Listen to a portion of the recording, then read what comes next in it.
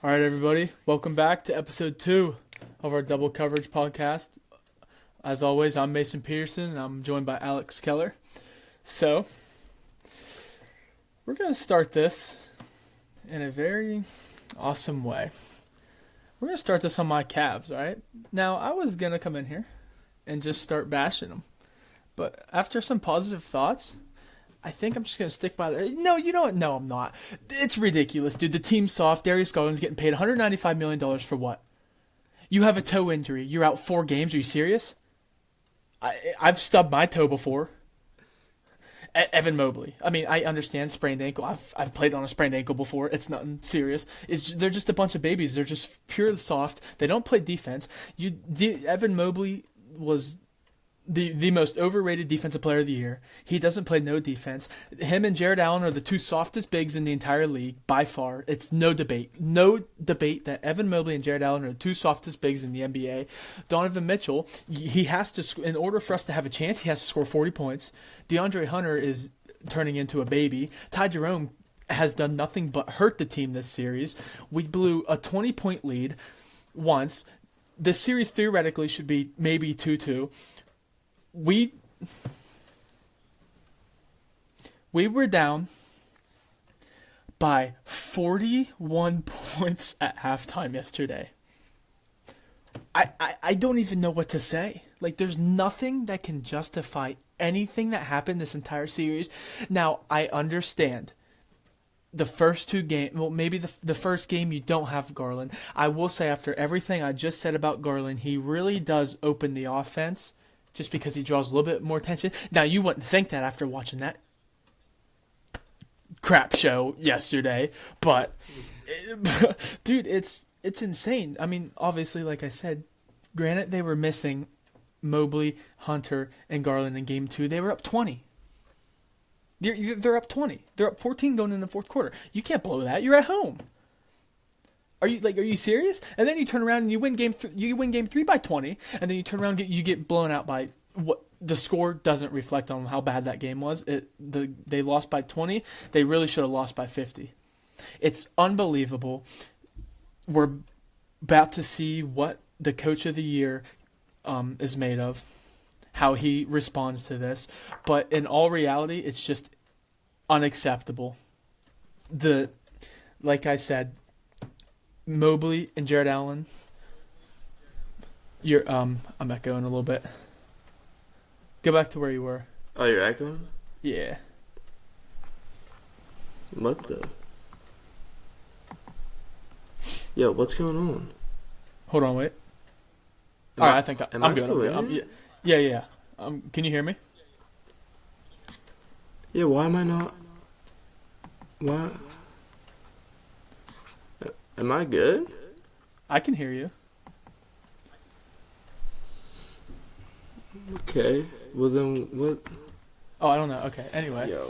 Okay, we're good. It's still good. Anyway, where was I? Dude, I was kind of letting you rant there for a second. Dude, it's absurd. I couldn't even watch that game yesterday. Like, it was just ridiculous. You gotta, you gotta, like, I mean, as a non-Cavs fan, I mean, it's kind of sad, obviously, because being a Bucks fan and whatever, and kind of hoping you guys would just sweep them and all that stuff.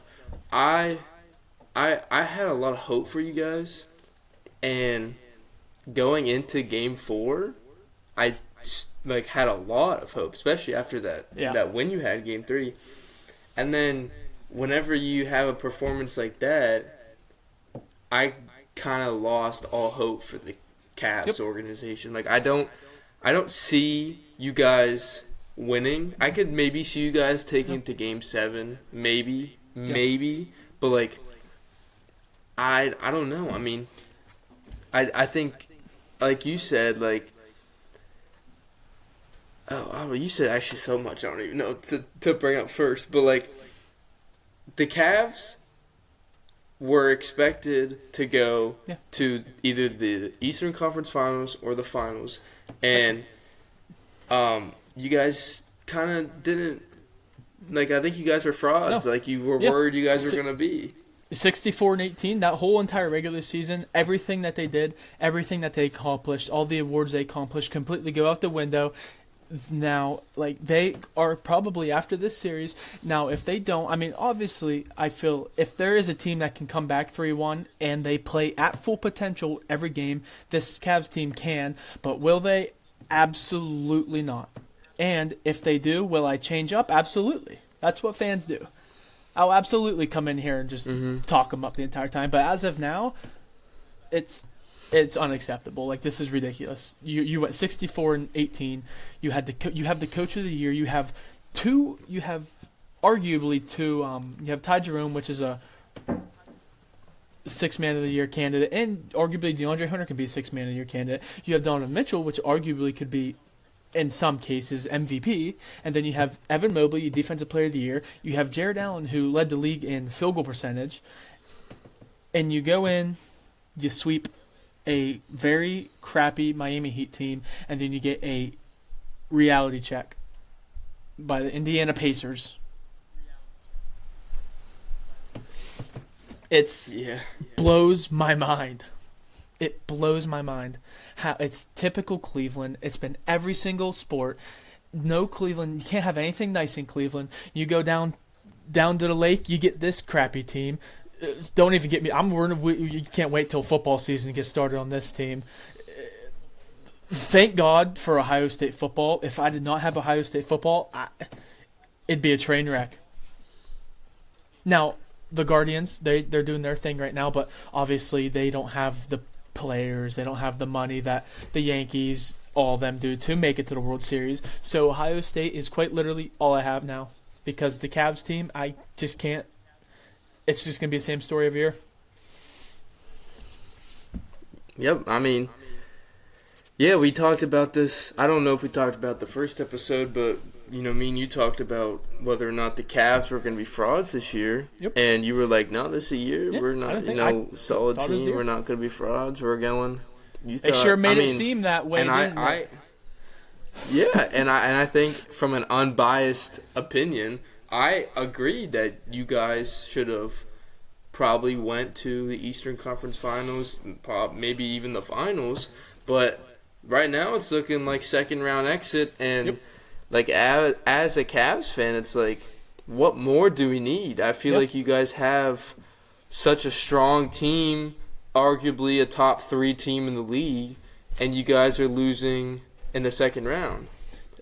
Softest, best team in the NBA by far.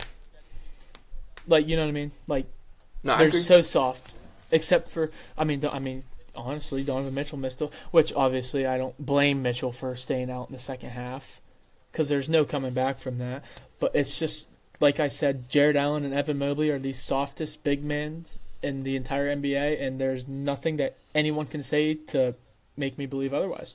Until I see something that makes me believe otherwise, there's nothing else. Darius Garland, every time he's in a big game, he chokes. If you put Darius Garland in a big game, he's not going to produce anything for you other than fouls, which he had his first game back in Game 3. He had 4 fouls in the first half. His second game back in Game 4, he had 3 fouls in the first half. So the only thing he's bringing to the table is his ability to pass the ball. Other than that, he's bringing nothing. And if you want to get me going on Ty Jerome, we can. If not, if you want me to save my breath, because I could unleash everything on Ty Jerome. He has done nothing but hurt the team from Game 1. He has, every time he touches the ball, it's like, every time I'm sitting there watching Ty Jerome touch the ball, like, throughout the regular season, I'm like, okay, give it to Ty Jerome. Ty Jerome's been a bucket. Like, and now all of a sudden, it's like he doesn't know how to play basketball. Like I said, he's done nothing but hurt the team. It's mind-blowing, Alex. Like, I don't even know what to think. I can't even be mad. I mean, how am I supposed to sit there and be mad at a team losing by 41 points? Like, what do I even say? Like, yeah, I mean, I can understand the loss of words and loss of what to say. I think you kind of just have to come to the realization that the Cavs are just frauds without LeBron. Yeah. Obviously, LeBron carried the Cavs to their chips and whatever, so it just seems like the LeBron era of the Cavs is not worth a title. Right, but that also brings to another point. Like, I mean, yes, they could potentially come back from a 3-1 deficit, but everyone's saying that, oh, we've seen it before out of Cleveland. They had LeBron James. You can do anything you want with LeBron James. Like, it's just mind-blowing, dude. Like, I don't even know what to say. Like, it's embarrassing watching that. It was so embarrassing watching that. Like, and yeah, then I can imagine. DeAndre Hunter, Mathurin is so deep inside DeAndre Hunter's head. It is insane. I don't know if you've seen that. Yeah, little I did scruffle. see that. That's bad. I don't know how. I understand. I mean, in my opinion, Mathurin, they called it a closed fist punch. He just tapped the guy. Now, obviously, it might have been harder in person, but the fact that DeAndre Hunter walked up to him, just pointed at him, and then shoved him to the ground and got a technical foul from it. And meanwhile, and Miles Turner comes over, defends him, he gets a technical foul. That right there just completely just... I mean, I can't say it changed the outcome of the game because we were still down by 15 at that time, but it obviously gave him another spark to go up and lead by 80-39 at halftime. Mm-hmm. But the whole game in general, like, I was up at my friend's house watching it. His name's Andrew. Shout out Andrew. He's been in college. I haven't seen him in a while. Up at my friend's house watching. It's 80-39 at halftime, and I'm like, dude, like, I was hoping to come up here and watch a good game with you, but like, and you just definitely did not get that. No, so I'm like, I mean, it's 9:30 by this time. I'm like, I was hoping to come up and watch a good game, but it's not. I got work tomorrow. Might as well go home and just go to bed. So I went home, showered, didn't even watch the rest of the game, went to bed. Now everyone's going to say, oh, you didn't take your loss like a man. No, I didn't take my loss like a man. Would you sit and watch your team get blown out by 40 points in the playoffs when they're supposed to go be in the NBA Finals this year? No. Like, so it's like I said 100 times, it's mind-blowing. It's unacceptable. If they come out and lose Game 5 in their home court, stuff's gonna hit the fan, dude. Wrap it up. That if they come out and lose Game 5 in their home court, that podcast next Sunday is gonna be brutal. So yeah, I mean, I think at this point we may need to switch the topic a little bit. I feel like we're getting low prediction heated and so my prediction. Low prediction.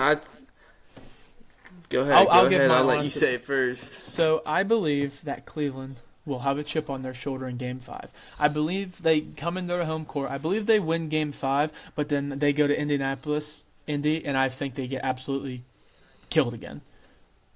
Now, if they don't, if they take it to... I will say, if they do somehow, some way, take it to a Game 7 in Cleveland, I believe... Now, obviously, I believe that they were going to win last night, which, shout out Jake. I told him that I promised him they were going to win because he was betting on them. Oh, okay. Yeah, so that's on me, Jake. My bad, dude. But if they take it to a Game 7 somehow, which I don't think they will, I think they'll have that chip on their shoulder to win that game. But I don't think it gets that far. So there's my prediction. They win tomorrow night, which would be today when you guys are seeing this, and then they'll lose in Indiana by 40 again probably. But there's my prediction. So Pacers in 6, by the way. All right, yeah. So I'm gonna my pick. Honestly, I think this last game, I don't know. I don't want to judge the rest of this series based on this last game because I don't think we'll have another game like it. Yeah, but it's completely fair to judge it off this last game. It's totally fair too. Yeah, there definitely is a lot you can take from this game and use it to form an opinion. But I think, like you said, they're gonna have a chip on their shoulder. They're gonna be like, "Wow, we just got 40 pieces. embarrassed," and yeah, we got embarrassed. So let's embarrass them back. I think the Cavs take Game 5. I don't think it's going to be a blowout. Maybe at most 20 points, but I think Cavs do take this next game, Game 5. Game 6 in Indy. I mean, it's kind of hard not to take Indy with this one.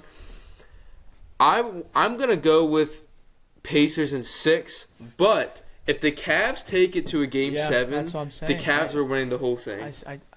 I don't think it's gonna get that far. But let me say this right before we quit, like this topic. Finally, Donovan Mitchell has a sprained ankle, so if he's questionable for tomorrow. If he does not play in Game 5, it is over. I don't think that's unfair to say at all. Yeah, it's over. Because Miles Turner, that's what the Cavs are lacking. They have, like I said, they're so soft. Like, they don't play. Dude, it's crazy the amount of defense that they don't play. They don't close out. They don't get the offensive rebounding. I'm just going to stop myself there because watching the Pacers, the defensive rebounding, sorry. Watching the Pacers get offensive rebound after offensive rebound after offensive rebound just kills me. It is the most frustrating thing to watch in all of sports is your team get out-rebound in the offensive category. You have almost 7-foot Jared Allen and a freaking 7-foot Evan Mobley, and you can't get a rebound. Yeah. Okay, we're done with this topic because it's driving me insane to even talk about. But no, it's all right. It's all right. But overall, if they do happen to come back, I'm absolutely switching up. But I'm still going to be irritated because if they do come back, why couldn't they played like this the last few games? That's it. Moving on. Let's go to this. Let's go to the Knicks Celtics. So currently, the Knicks are up 2-1, but they are currently down 77-71 in the third with like 6 minutes left. Now, obviously, no lead safe with Boston. We've seen that. So obviously, Jason Tatum has 25. Does he? Pritchard just scored 79, 25. 71. So I will say, it's only a matter of time before Boston. If Boston wins this game, I feel like they might win the next two. It was just only a matter of time. Like, Knicks. If they win this game, if the Knicks win this game, it's gonna get interesting. But if the Celtics win, I feel like it's I think for the Celtics, I think everyone was surprised that the Celtics went down 0-2. Like, I'm not discrediting the Knicks. The Knicks do have a very solid team. I think they have some depth to their team a little bit. Even though their starters play like 98% of the games most of the time. But I think the Knicks going up 2-0 kind of.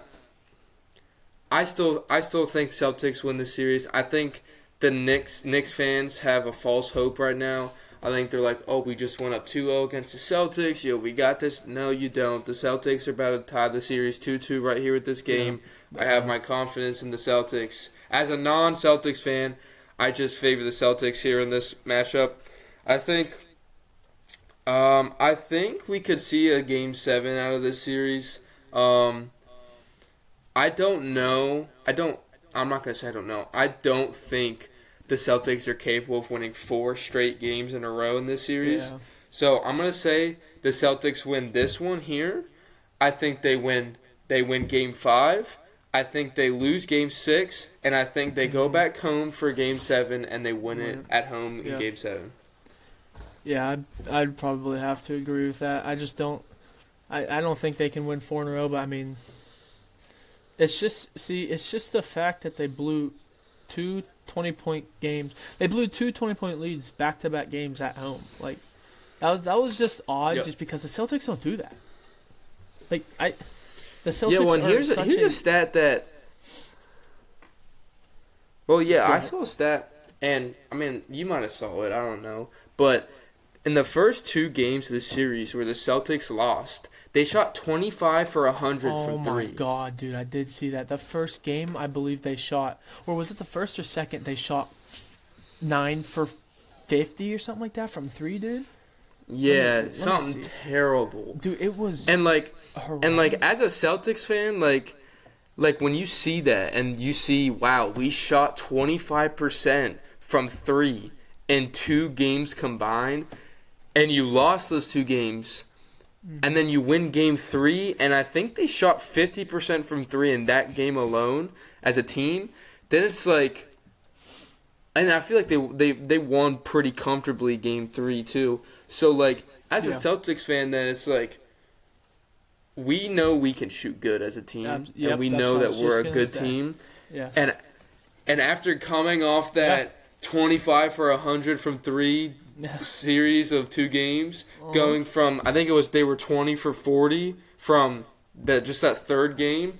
I think that's like, wow, yep. So this is the team we are. We're gonna take this and continue to play like this. And let me see. What's the shooting right now? They're shooting 51.7% from three right now in game 4 right now. Really? And they're up by 5.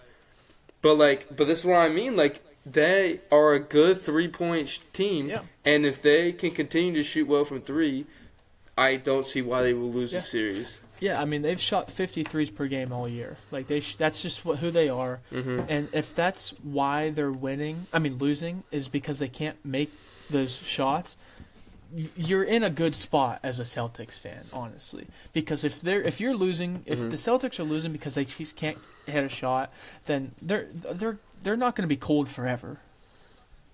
You know, like tonight, they're shooting 51%. It's just bound to happen. The Celtics aren't going to shoot.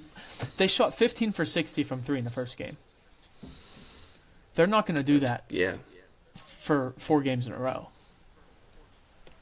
Like, now, obviously, you'd think after going 15 for 60, they'd maybe take a little bit more twos, but clearly that wasn't the case. I mean, and maybe limit the 3-point shots. Yeah, Yep. I mean, it's kind of crazy though. They shot 20 less threes in game 2, but they still shot 40, and they made 10 of them. Exactly. So it's I don't know. I just think the Celtics are just a fun team to watch, just because they are fun to watch. I agree. Dude, they're like a team full of Caitlin Clarks, dude. They just get the ball and launch it from who knows where. Yeah, and just chuck it. Yep. Yeah, like they're just a bunch of shot chuckers. Like, Derek White is an absolute shot chucker. He catches the ball and he shoots it no matter where the heck he is. You know who's a shot chucker? Kristaps Porzingis. He's a shot chucker. He is. Yes, he is. We talked about this in the last episode. He just catches the ball and launches it. He doesn't even care where he's at. Yep. And it fits the team because that's what a lot of them do. It spreads the entire offense out when you have a 7'2" guy shooting threes from the logo. Obviously, you're not going to guard him out there. And when you don't guard him, he makes you pay. But when you do get up on him, he's fast enough to go out around you. So it's that the team is. I just think they're too good. Now, obviously, I feel like they're definitely underperforming this series. But I mean, I feel like saying they're underperforming is just taking all the credit away from the Knicks. The Knicks are playing them very well. Jalen Brunson is playing very well. Josh Hart's playing very well. OG Anunoby. No, Mikal Bridges. Very well. Mikal Bridges is the MVP of the series so far. At least in the first 2 games. But, yeah, I mean, so to say they're just underperforming, I mean, obviously they can be a little bit, but I just feel like that's not fair to the Knicks because the Knicks are playing very good basketball, but if you're an NBA fan, you know the Celtics are underperforming when they shoot 15 for 60 from 3. 25 for 100. So, yeah. I mean, obviously, like I said again, not taking anything away from the Knicks, playing great basketball. They're down 2 now. The Celtics are underperforming, though. If you know basketball, you know the Celtics are underperforming. And when the Celtics do perform how they can, they're going to be unbeatable.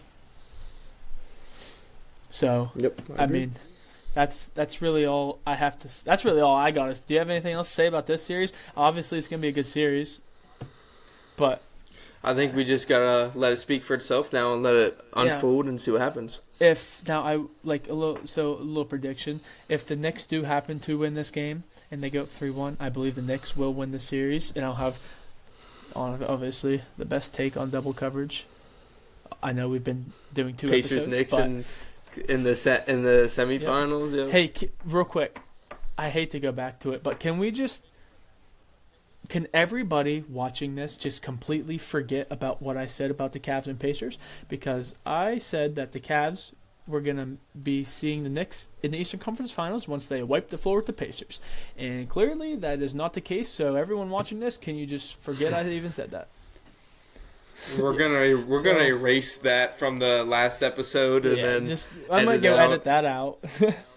Yeah, but this series is obviously Knicks. Can't go wrong with Knicks Celtics. Just a classic series. But yeah, I mean, if the Knicks win this game, I think they're gonna win the rest. I don't know. I agree. Yeah, I mean, if they win this game, I feel like they're going to have Boston in a really bad spot. So, I mean, they could easily go into Boston in Game 5 and take the series, but it's either in 5 or 6. But then again, if the Celtics win this series, win this game, I feel like that just flips the whole, just the whole outcome of what I think it's going to be. I think the Celtics I think they'd win in 6. I think they'd go back home and win. And then I think they're just going to have the Knicks dead, and they're going to come back into New York and beat them. So, yeah. So the Knicks just tied it up. So I'm like watching it kind of on my phone. I'm watching the game cast. But yeah. Oh, really? That's my take on that. It's obviously just going to be a great series though, which it already is. But yeah, that's all I really got for the Knicks and Celtics. Do you got anything you want to add? Yeah. No, I like what we, our takes and everything, but I want to personally transition into the Timberwolves and Warriors matchup. Yep. I like this a lot because, we have a young, raw talent like Ant Edwards, and he's scary sometimes, like to watch. Like it's I don't know if you saw his, I think it was on Kevon Looney, his poster he had. You watch that and it's like, that dude wants to go to the finals. Like, he's ready to... Yeah, he I know. wants to win for his team. It's what we need. He does. And it's like you see that, and then, Rudy Gobert, I mean, he does his thing, whatever. Julius Randle's been doing good. Who am I missing? Oh, Mike Conley. He's Mike Conley. He's not bad. He's a good part of the team.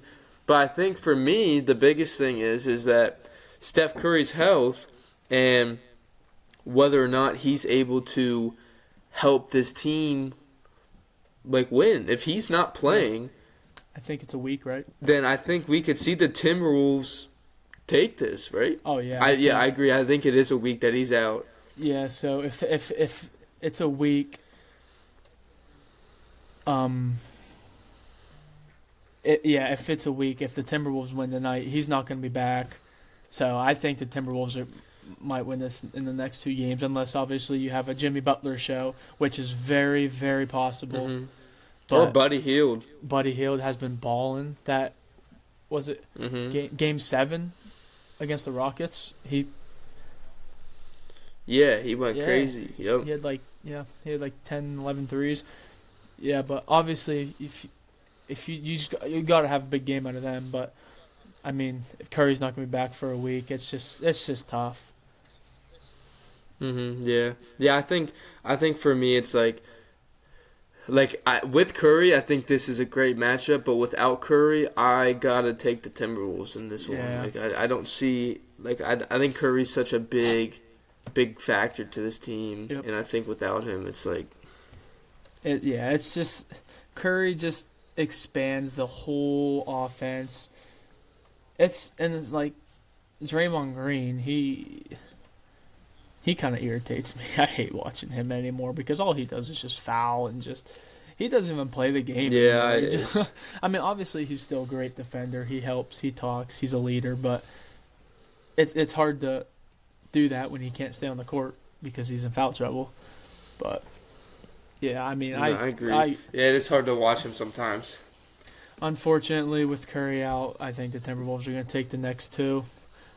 Hopefully, the Warriors prove me wrong, but I just think that's what it's going to be. Yep.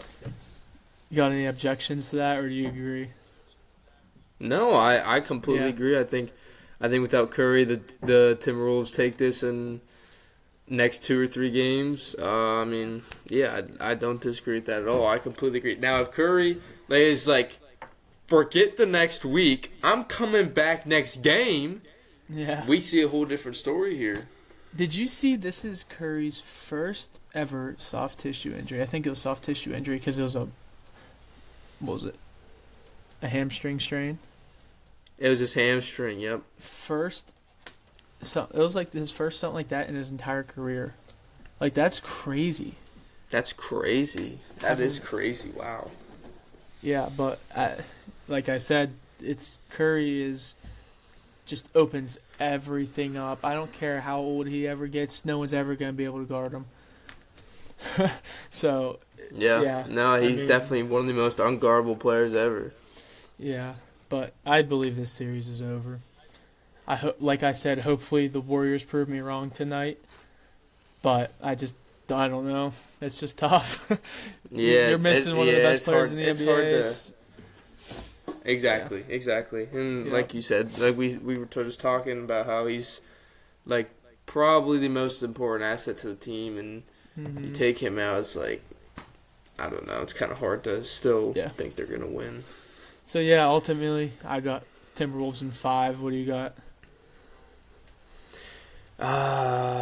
You know what? I'll be courteous. I'll say Timberwolves in 6. Right. give them a little win at home. Yeah. If we're gonna talk about removing the most important player on someone's team, then that I feel like transitions into the Thunder and Nuggets, because in my opinion, other than like there's one game where Shea went crazy and there's one game where Jokic went crazy, I don't see Shea or Jokic like completely carrying their teams through this series. Like I said, they each, like Jokic had that 42-22-6 game or whatever it was. Like he went crazy. I think the one game Shea had like almost 40 and was shooting crazy percentages, and it's like 36, those are the performances. Yeah, those are the performances we expect them to give us. Yeah. But then we get like a Jokic with like 17, 12, and 7 or something like that, and it's like, which I will say the reason I do believe it is tied 2-2. No, right. I completely understand what you're saying, and I agree with it. But I will say the reason I do think the Nuggets are tied up with this series 2-2 and just not down 3-1 or even swept is because I believe Jokic is bringing a lot more to his team than what Shea's bringing to his team right now.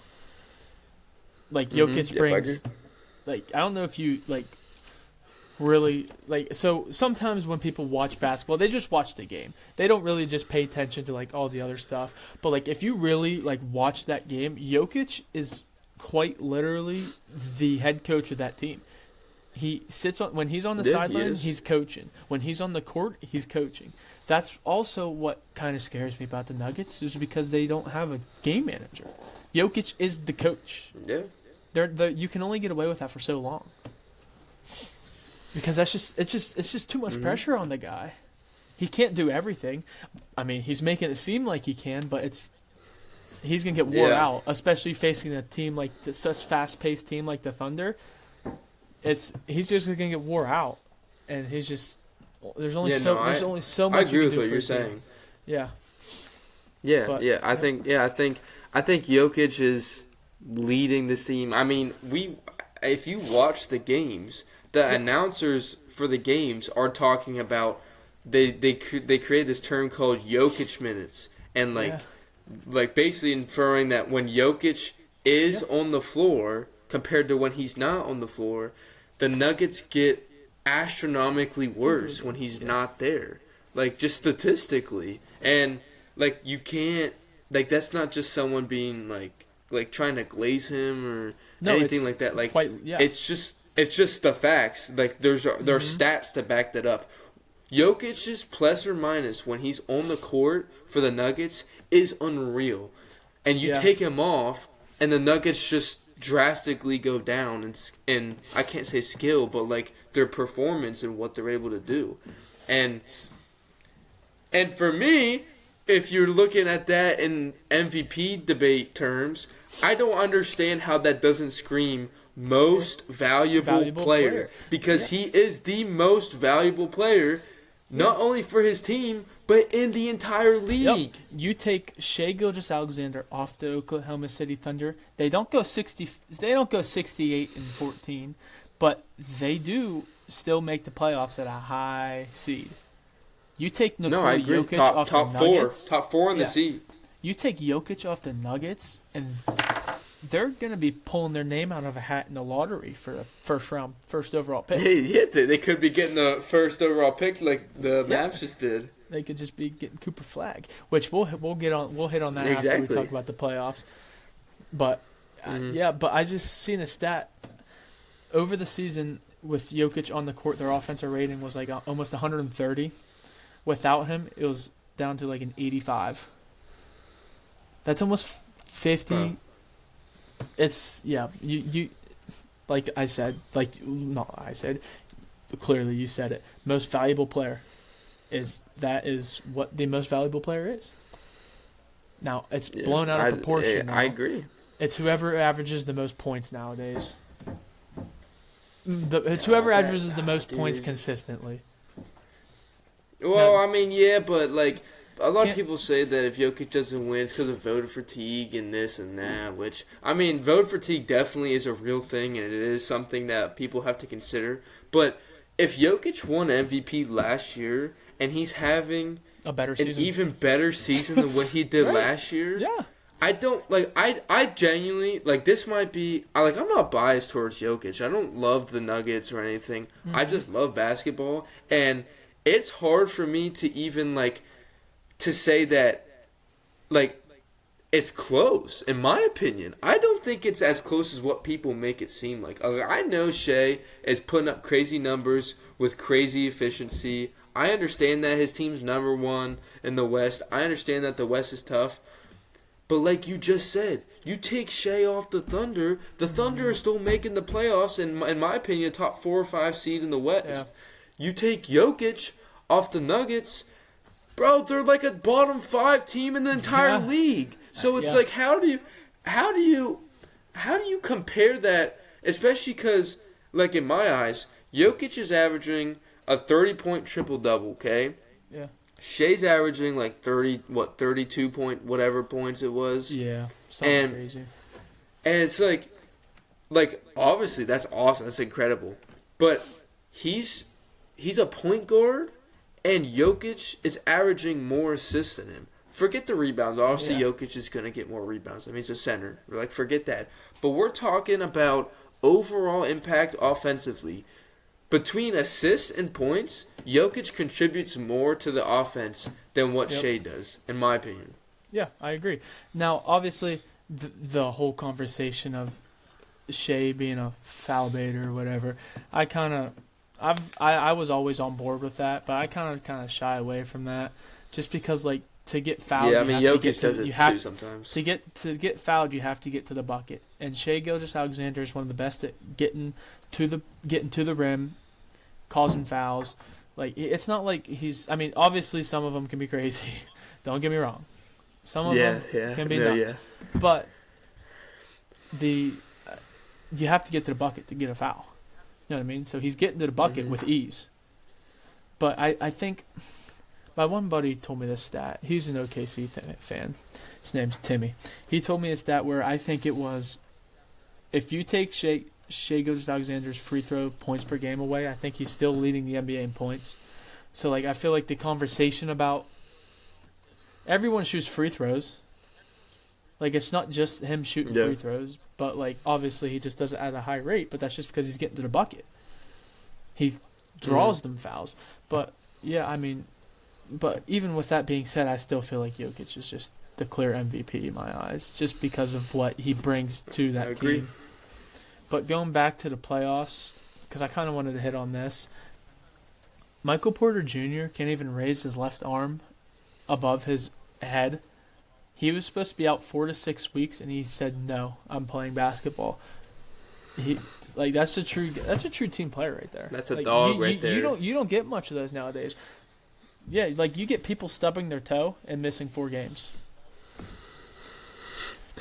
Oh, that one hits home, doesn't it? It does. But Michael Porter Jr., I don't care. I mean, obviously he's not shooting the ball well, but the guy can't lift up his arm. And your guide hand is a crucial part. I don't know if you've ever tried to shoot a basketball one-handed, but it's tough. Yeah. He can't even lift his arm in the air. I can't even imagine. Yeah. No, I mean, yeah, people are, well, I can't say people, but, well, yeah, never mind. Yeah, there are people who are, flaming him because some games he just played bad this series. Yeah.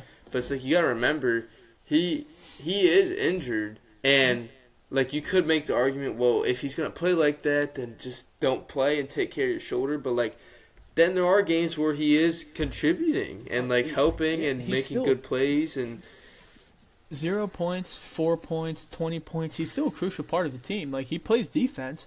He hustles around everywhere. I mean, obviously he's a great shooter. He's gonna get his stroke back eventually. But yeah, I mean, he's just a great asset to the team, and just to have him just to have his presence just obviously opens up everything. Just because he can shoot, when he gets he's a streaky shooter. Okay, he's not gonna go out. Yeah, he's not gonna go out bang 14 threes in a game. He's a streaky shooter. If he misses the first 3, don't let him get hot, because he'll hit shot after shot. But then again, if he misses, then he can go on a streak of just.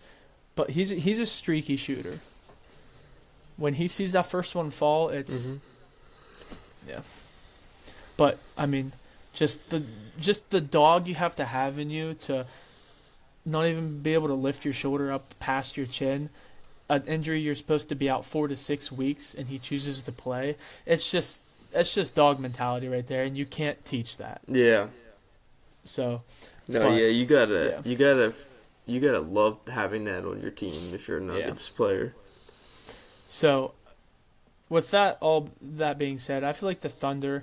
Now, obviously, the Thunder make their case of being frauds as well, just because of their past history.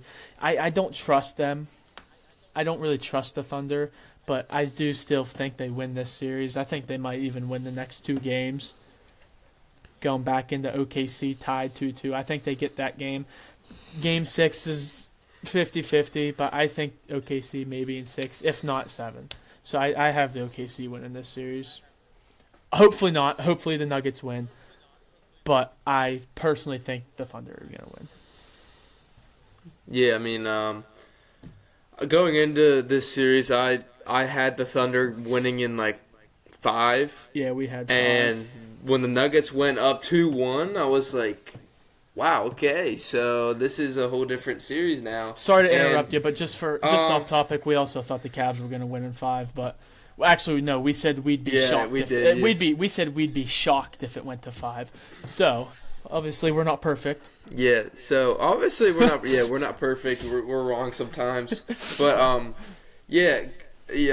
going off that, I think we could see the Nuggets win one more, but I think we're gonna have.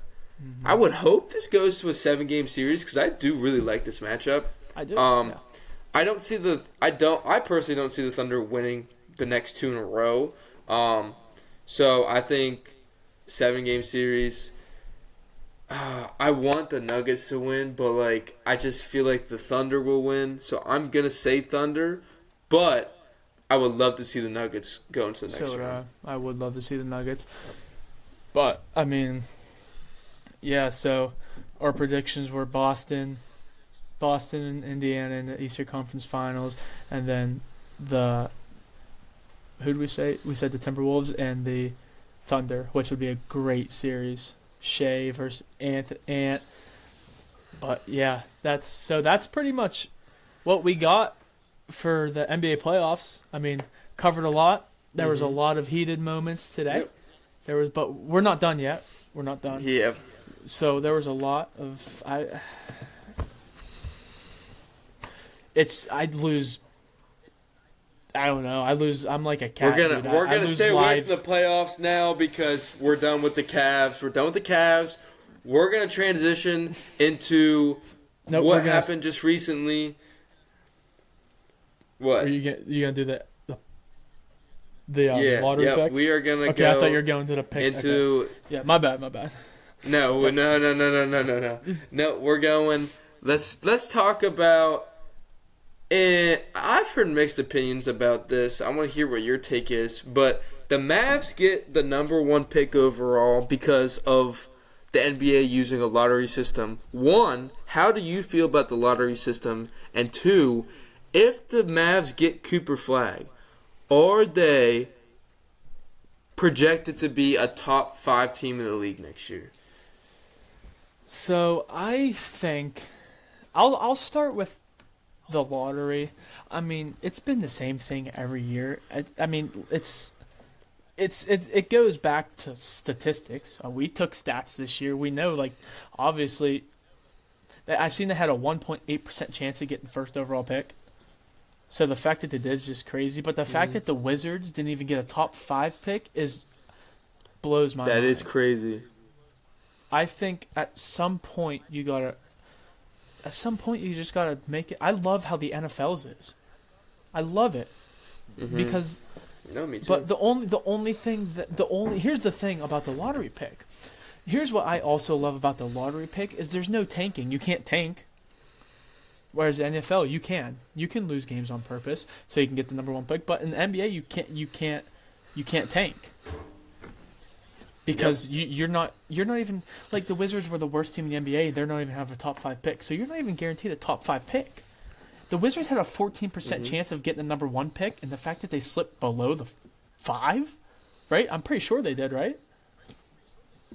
It's because it was the Mavs, the Spurs, the Sixers, and then the. I'm not sure, but it wasn't the Wizards. But I might have it here somewhere. Yeah, but like the whole lottery pick thing, I like it. Obviously everything in every sport has upsides and everything has downsides. Obviously the upsides is it keeps the whole season competitive. There's no tanking.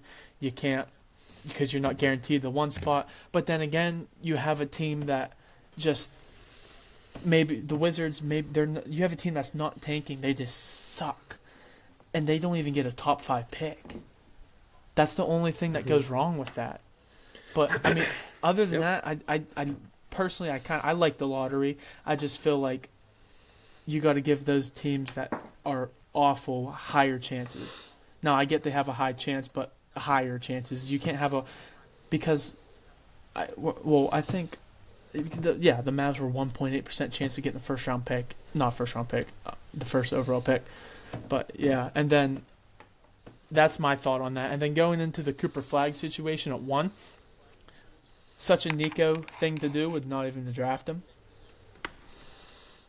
I promise you, there's not a single Dallas Maverick fan that is confident in saying that they're going to draft Cooper Flag after everything that panned out so far this year. I wouldn't. Like, I would have no idea what's going to happen. So, like, I mean, obviously, if they do go Cooper Flag, I'm not sure if it instantly makes them obviously they'll play in low seed in the playoffs. I don't think it makes them a championship contender.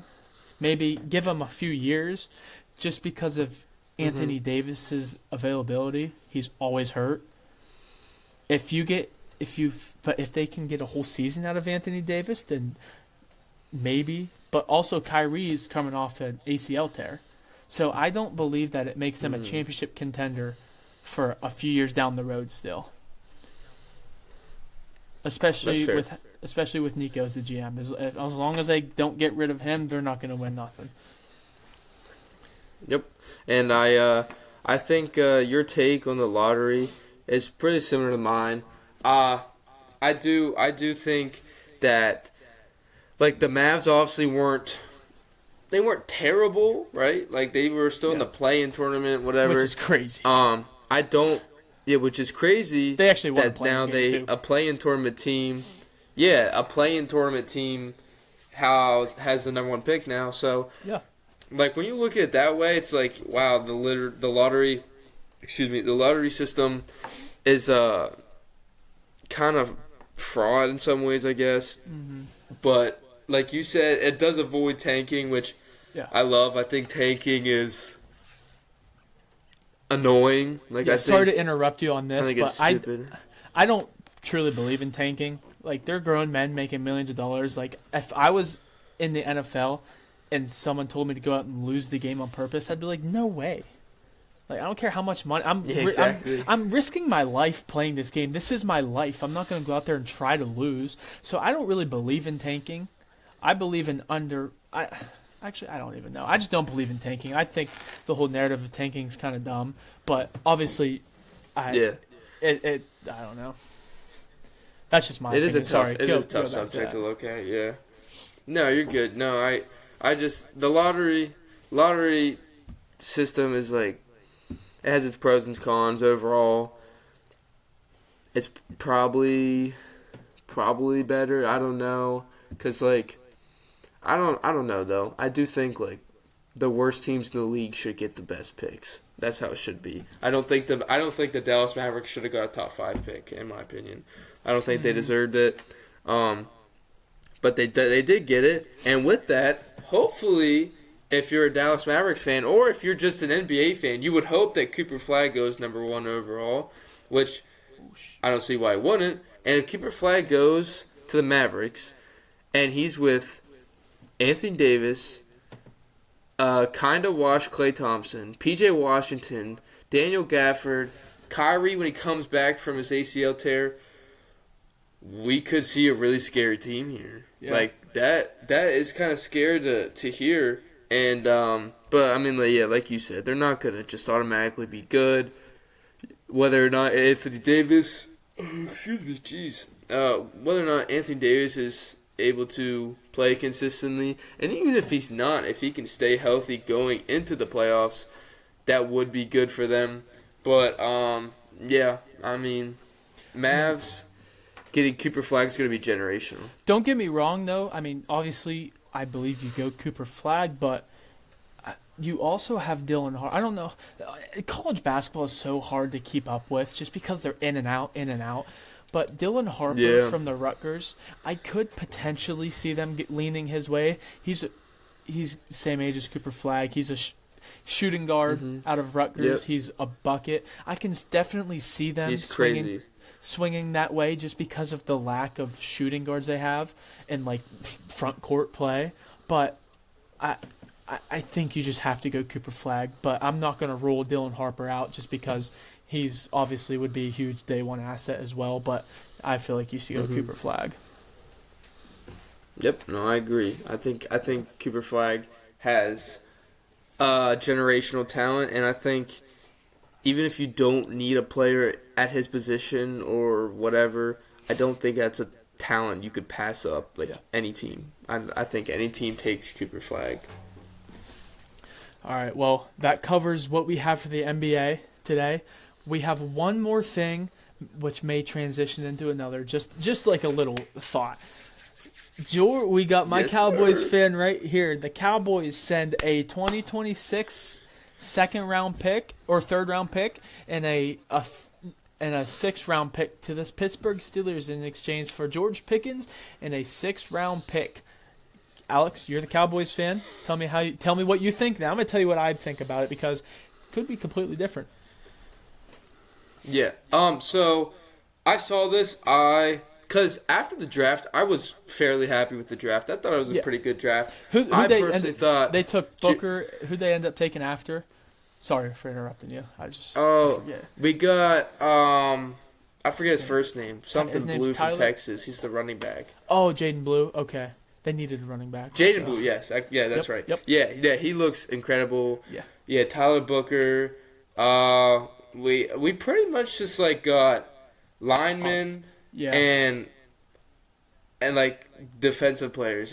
And I'm not saying we don't need that, but I was like, oh, we needed a receiver so bad. And then I wake up one morning and I see this, and my dad's Cowboys fan. That's how I got into this whole Cowboys fan base. But I was like, no way. Like, this is what we needed. And, like, George Pickens is a good receiver. He's arguably a great receiver. 100%. I think he's really good. And like thinking about CeeDee Lamb, who is a top 3 receiver, arguably top 2. Yep. I'm gonna say top 3. As a Cowboys fan, I don't think he's top 2. I'm gonna say top 3 receiver. Yeah, I got him. Yeah, I agree with that. Yeah, top 3 receiver, and wide receiver 2 is George Pickens. Right, and then you got. What are we talking about? Right, like that. You got Jake Ferguson. He's gonna be Jake Ferguson, awesome tight end. I feel like he never gets the respect he deserves, right? Yep, Dak finally has the keys. He has to perform this year. Exactly. And Jaden Blue, if he can live up to the hype that he's giving, that everyone's giving him, I think that we could see now, because like obviously, you know, we have the Eagles in our division, which is like Week it's 1, like baby. They just won a Super Bowl. First Week NFL 1, we game played of the them, year. I'm excited. Yep, and then you know obviously the Commanders are in our division, and then the Giants, which you know someday on this podcast. Yes, exactly, and someday on one of our episodes we'll probably dive into this, but.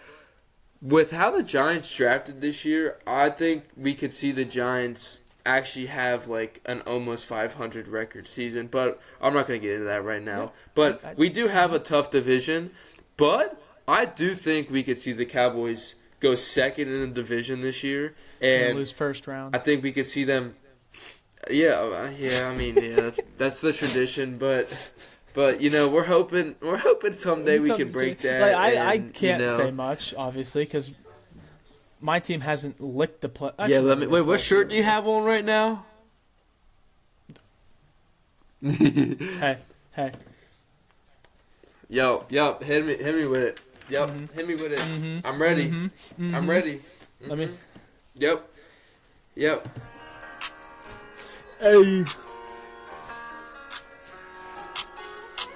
Yep. Yep. Hey. They told me bust on my AP. Perfect time. I got them figures. All right. Yep. 5-12. All right. Yeah. Anyway, going back to that. You know what? We don't have to get into the Browns right now. I don't think anyone wants to talk about I don't want to get into the Browns anyway. So. Okay, let me give my opinion on this. Yep. Go ahead. Obviously, George Pickens, very, very, very not. He is not team comes first type of guy. He is a diva. I'll spell it out for you. D-I-V-A, diva. Now, I hated him when he was on Pittsburgh just because I'm a Browns fan. Can't like anyone on Pittsburgh. Obviously, I gotta like Will Howard and Jack Sawyer though, but we'll save that for another day. George Pickens, as much as I dislike the guy, his ceiling is extremely high for one reason, and he has put up 1,000 yards. He put up 1,200 yards with Kenny Pickett, Mitch Trubisky, and Mason Rudolph.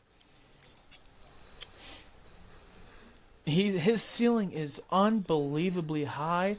He has just been completely wasted by quarterback play and Mike Tomlin. Obviously, if my quarterback was Kenny Pickett, which Get him off the team. If my quarterback was Kenny Pickett and Mitch Trubisky, I'd probably act the same way. Now, he might take it to a little bit of a higher scoop than what I would. I mean, I personally wouldn't, just be a complete idiot about everything. I wouldn't. He complains if the ball isn't in the vicinity of him every time. But it can be warranted sometimes just because of the quarterback play. But, I mean, overall, I feel like you can't say the Cowboys didn't win the trade. They gave up a 3rd and 6th round pick for an arguably top wide receiver in the league with a good quarterback. He just wasn't used. Now, I will say, Steelers fans, you got to respond to this because this is what I thought. So when you see this, respond to this in the comments when we post this on YouTube, or even just DM us on Instagram. I thought the whole purpose of bringing DK Metcalf in was so Pickens had somebody shadowing him. And now you get rid of Pickens and it just Control-Alt-Deletes the whole fact that you just brought a Metcalf in. Exactly. I thought Metcalf was so you had that 1A, 1B, but then you get rid of Pickens and you're back to square one. You have no other wide receiver. It just makes no sense. Now, I understand. I don't think there's many Steeler fans that are, really beat up over this, which that's definitely warranted. He is such a crybaby. He's just not a good person, dude. He's so over the top. He's so me.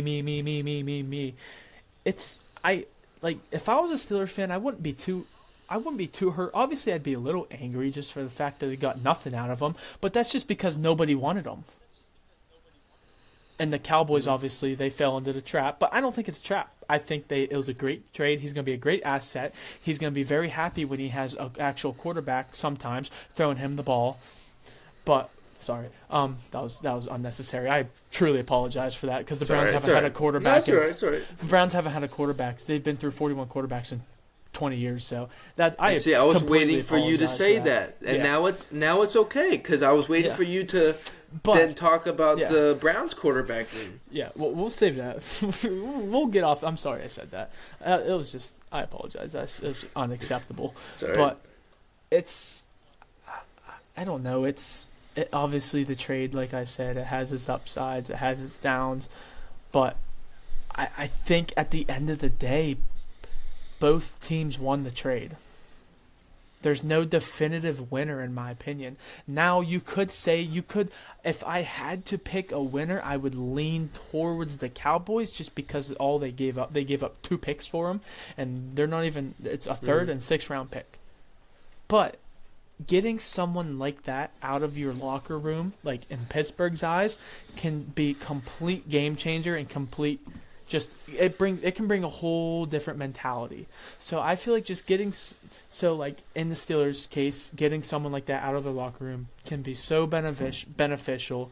But then also the Cowboys receiving someone like that, I feel like he's gonna be. He knows being partnered with CeeDee Lamb, he's not going to get the ball thrown to him 99 times a game. And I feel like he's going to understand that just because CeeDee Lamb is a top 3 wide receiver in the league, and he has a quarterback throwing to him. So I feel like both teams won the trade.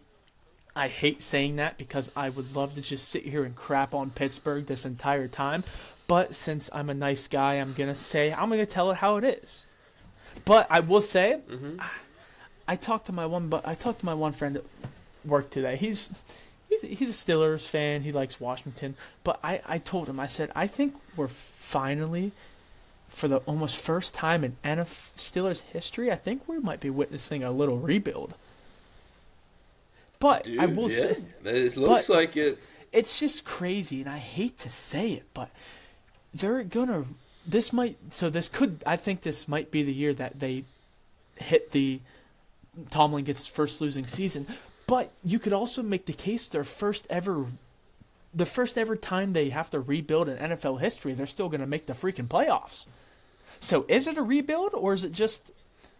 I don't know, but I think you can justify saying that we're finally witnessing a rebuild in Pittsburgh. But obviously, going back to the Pickens thing, I feel like for Pittsburgh, I feel like getting rid of something like that, although it was kind of odd just because who they brought in and I thought why they brought him in, it's odd, but I feel like just they also won this trade as well.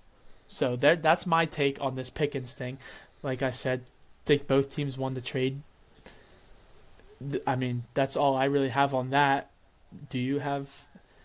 I know all my Pittsburgh Steelers fans buddies are gonna be so happy that I'm finally not just crapping on them for the entire time. But hey, I want to hear one nice thing from everybody about the Browns when you see this. Okay, thank you. Well, yeah, no, I mean, I see what you're saying. He is a diva. He definitely has, I guess, attitude problems. But I think if we are able to shape him into, obviously he's gonna be wide receiver 2, right? Yep. CD's obviously wide receiver 1. Absolutely. But if we're able to shape him into that solid wide receiver 2, where like no one's gonna look down on him for playing wide receiver 2 because you're playing next to a great. So it's like if he's able to understand that they're not undervaluing him or underappreciating him, they're just utilizing him in the best way possible for our system, and he's not gonna like throw a fit. I think we could see. I'm trying to be as unbiased possible. I think the Cowboys won this trade. Yeah. Right. I think pairing Pickens and CeeDee Lamb with Dak, like that trio could be crazy if Dak has a decently solid year. But yeah, overall I was very happy with the trade. We needed a receiver. I'm happy with it. I don't think I could ask for much more. I also think Pickens understands that he's not going to be the guy, but I mean, it could have been the same in Pittsburgh, but like on Dallas, I think he's just going to get more targets. I think he's going to have better numbers just for the sole purpose that all the defenses are just going to be lined up to hold CeeDee Lamb to a certain amount, and they're just going to like just overlook Pickens. So that's where that comes into play. Now, I'm not saying they wouldn't have done the same thing with Pittsburgh and Metcalf, but it's just going to be even more deadly when they have CeeDee Lamb on the other side rather than DK Metcalf, along with an actual quarterback. So I think... Yeah, exactly. So, like I said, if I had to definitively say who won the trade, I would say the Cowboys. But, yeah, I believe both teams won. But anyway, go ahead. Yeah, you can't... If you're a defense playing against the Cowboys, you can't try to double team CeeDee. Like you can't try to focus on him because we got George Pickens now. So it's like you can't obviously double team both because then Jake Ferguson's running up the middle or Turpin's running an end around. I mean, or Turpin. We got Turpin doing some type of streak where he's just going like, dude. I'm telling you what. I'm so excited for this coming season. I'm hoping we can start off strong against the Eagles, but that's for another day. We'll have to dive into that. All right. Well, I believe that officially wraps things up for today. I hope you guys enjoy episode 2, and if you guys would like, you can DM us on Instagram, or if you have me and Alex's personal number, or if you have us on Snapchat, you can DM us. Talk to us if you want to get on the episode. Just let us know, and we'd be more than happy to have you guys on the episode. So that wraps up episode 2 on just talking about the NBA and George Pickens and the lottery. So we will see you guys in episode 3, and I hope everyone has a great night. Yep, see you guys.